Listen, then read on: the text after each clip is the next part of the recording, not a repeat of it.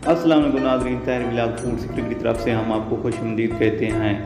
आज हम एक रेसिपी लेके आए हैं जो छोले चावल के नाम से मशहूर है। आप इस वीडियो में देखेंगे कि छोले चावल कितने ही मज़ेदार और लजीज होते हैं। हम उम्मीद करते हैं कि आपको ये वीडियो भी बहुत पसंद आएगी। आप इस चैनल से जुड़े रहें। आपकी मोहब्बतों का बहुत बहुत शुक्रिया।